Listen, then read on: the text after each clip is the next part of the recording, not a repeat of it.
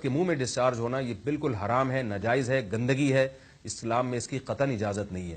اور اگر ان ائمہ کا مذہب لیا جائے جو منی کو پاک سمجھتے ہیں، اس لیے میں یہ عرض کر رہا ہوں کہ بعض حضرات نے اس پہ فتویٰ دیا ہے کہ یہ چونکہ پاک ہے لہذا اگر یعنی کوئی شخص منہ میں بھی ڈسچارج ہو جائے تو یہ بھی جائز ہے. یہ 100% غلط فتویٰ ہے، اس لیے کہ جو حضرات اس کو پاک کہتے ہیں وہ بھی اس کو خبائث میں داخل کرتے ہیں، حرام چیزوں میں داخل کرتے ہیں.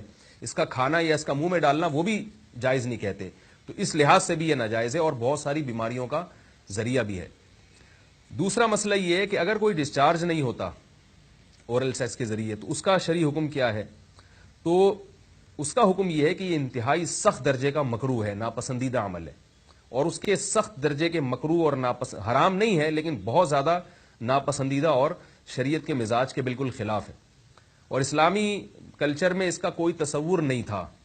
یہی وجہ ہے کہ فقہائے کرام کے ہاں اس چیز کا تذکرہ بہت ہی محدود پیمانے پر ملتا ہے. یہ اس کی علامت ہے کہ مسلمان معاشرہ اس چیز سے بالکل بھی واقف نہیں تھا کہ یہ کیا ہوتا ہے. تو یہ چیز غیروں سے آئی ہے، غیر مسلموں سے ہمارے معاشرے میں جو ان کی موویز دیکھ دیکھ کے، فحش فلمیں دیکھ دیکھ کے نوجوانوں میں اس چیز نے سرایت کیا. ورنہ یہ انسان طبی طور پر اس عمل سے بہت زیادہ نفرت کرتا ہے. کوئی بھی شریف الطبع آدمی ذہنی طور پر اس کے لیے تیار نہیں ہوگا.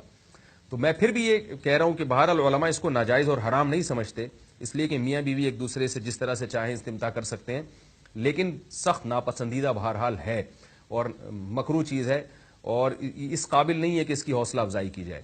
یہ اس کے بارے میں ہے کہ جب یعنی جو ہے وہ ادخال کیا جائے اس فم کے اندر، اس جو ہے مرد اس میں باقاعدہ جو ہے وہ تلذذ حاصل کرے.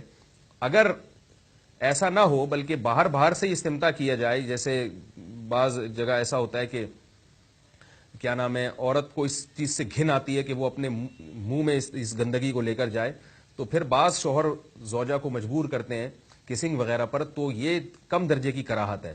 یعنی یہ بھی ناپسندیدہ تو ہے مگر یہ اس درجے کا مکروہ، اس درجے کا ناپسندیدہ نہیں ہے. دوسری بات یہ کہ یہ جو میں نے پوری ڈیٹیل بیان کی ہے یہ اس صورت میں ہے اس کے مکروہ اور ناپسندیدہ ہونا کہ عورت اس کے لیے ذہنی طور پر آمادہ ہو. یہ بات خوب یاد رکھیں، اگر عورت کو اس عمل سے گھن آتی ہے تو پھر مرد بیوی کو اس کام پر مجبور ہرگز نہیں کر سکتا، کیونکہ یہ نکاح کے جو ایگریمنٹ ہے، مقتضیات ہیں، اس کے خلاف ہے. یعنی یہ اس میں داخل نہیں ہے. عورت اپنے آپ کو ہم بستری سے تو نہیں روک سکتی، مرد جب چاہے گا بیوی سے ہم بستری کر سکتا ہے، عورت کو اجازت نہیں ہے. لیکن خاص اس عمل سے عورت مرد کو روک سکتی ہے. اگر